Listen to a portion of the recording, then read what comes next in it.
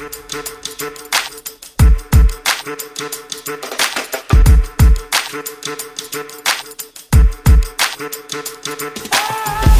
what up, Yang Gang? Welcome back to another live stream. Today is the 21st of March, the first day of spring.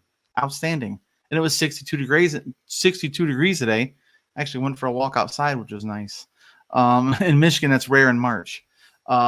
But yeah, we're gonna be talking about the Stop Asian Hate. I guess you call it like a protest or an event of some sort that was put together in about 72 hours by the New York Yang Gang and other affiliates that are, part of the Asian American community and the BLM movement. And they're all just coming together, and they had thousands of people show up, and it made national news as well as international news. So I'm choosing to go with Al Jazeera. That's how far this thing's being covered. I'm gonna go there and see what they got to say about it. And it's probably more accurate than CNN and MSNBC. So here's the Al Jazeera article. It says, "Stop Asian Hate. Hundreds demand justice for Atlanta victims."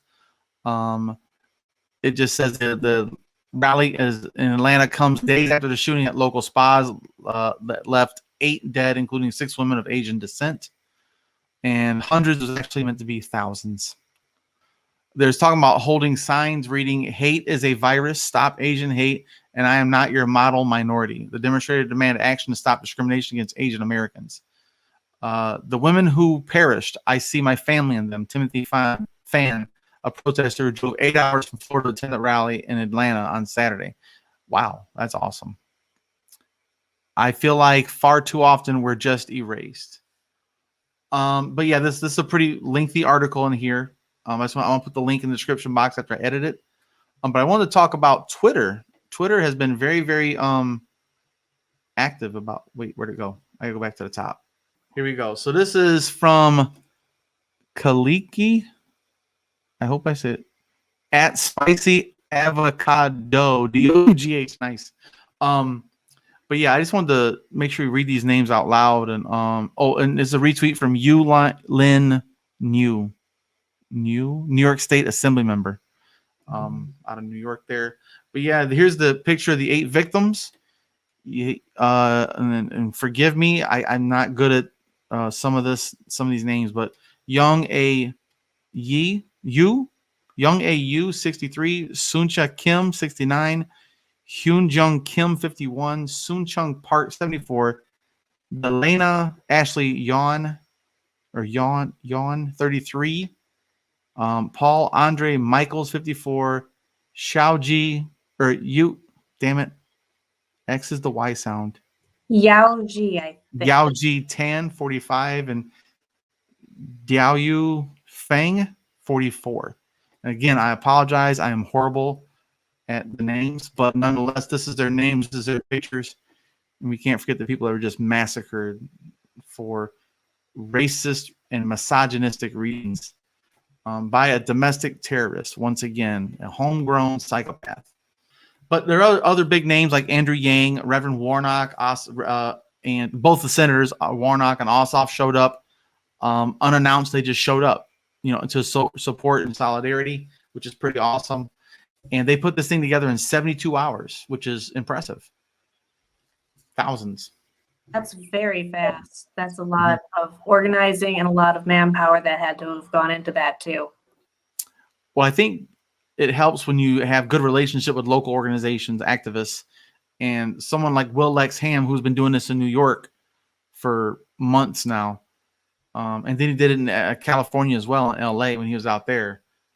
But there's been a lot of Asian hate over the past year, increased violence because of the previous administration's amplification of a 100-year plus, I guess you'd say, legacy of demonizing Asian Americans since I think it's the mid-1800s. Bo of the Fifth Column did a very, very good video about the history of the anti-Asian legislation, including encampments during World War I. But yeah, that's where we're at. We have thousands of people who show up in Atlanta, and I don't know, I'm inspired. This is a good thing. Yeah, I mean, they need all the support they can get there, right? Absolutely. One of the most disappointing things that I've seen about it was some of the comments made by the chief of police and the sheriff there. You know, this stuff is definitely fueled by the previous administration, like you mentioned. Yeah. Well, and also like you said, that police chief who is normalizing white supremacy, normalizing it. But he had a bad day. Bitch, I've never had a bad day where I murdered people. And if I had a bad day and I actually even hit someone, I go to jail. You know, but if I do it for racial reasons, it should be tried as a hate crime and a domestic terrorist attack. Because it is. And even the reasons that he stated were racist reasons. They just, man, there's no way to unpack that makes him come out sounding good, you know? There shouldn't be. You can't make sense out of nonsense, you know? But I'm trying to find this one video of this reverend who gave a very passionate speech.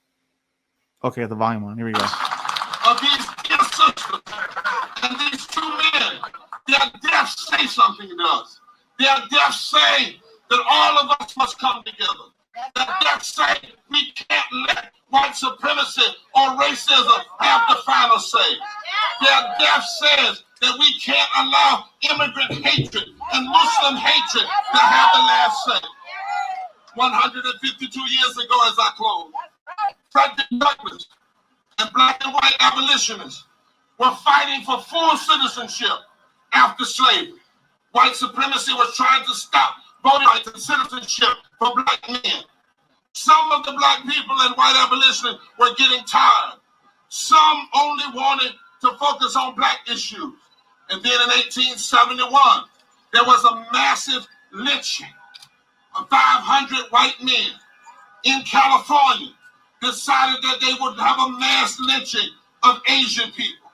And Frederick Douglass recognized that he could not be quiet on that issue. Even though black people were still trying to get the 14th Amendment, 15th Amendment, Douglass recognized that the same lie-telling and life-taking supremacist ideology that was against black people was also against Asian people. It's time to get it right here and right now. No racist superiority is ever greater than the rights of humanity. Yeah, guys, that was powerful, and I really, really like that. But I just really wanted to play that and share it with you guys because, as you can see, Lex Ham is right there, and all the other organizers are with him. And we know what Lex Ham's been doing over the past year, and it's just awesome to see him be a part of that. It's just disgusting. I don't know how, there's nothing else to say. It's just pathetic. I'm glad it's getting national news and international news. I can't imagine what I would be feeling right now if that had happened to any member of my family or even a friend I know who happens to be Haitian on Twitter. Like, I'd be heartbroken just from that. I can't imagine what it's like to be snuffed out.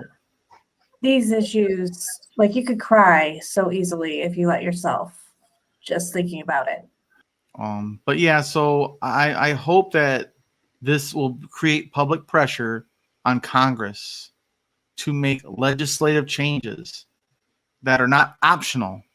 This is not up to a judge's discretion, a district attorney's discretion. It's not up to an individual lawyer's discretion. If they're found guilty by their so-called peers, which we know that's all bullshit, but if they're found guilty by their peers of a jury, then it's a hate crime and it's domestic terrorism. Mandatory minimums. I'm all for that shit. Get rid of mandatory minimums for possession.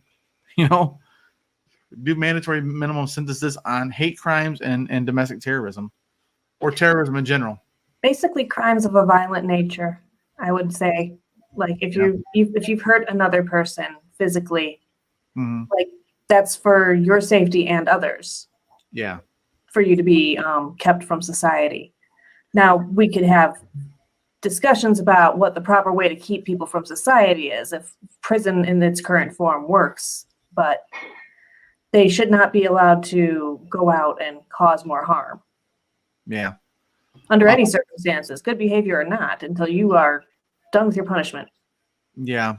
Well, and I would like to hear if anyone else has seen any kind of other rallies or protests in their areas in other cities outside of Atlanta in support of this. I'd like to know if you guys have seen that around your neighborhoods or if you've heard more than just the Atlanta one, because that's where, you know, ground zero was.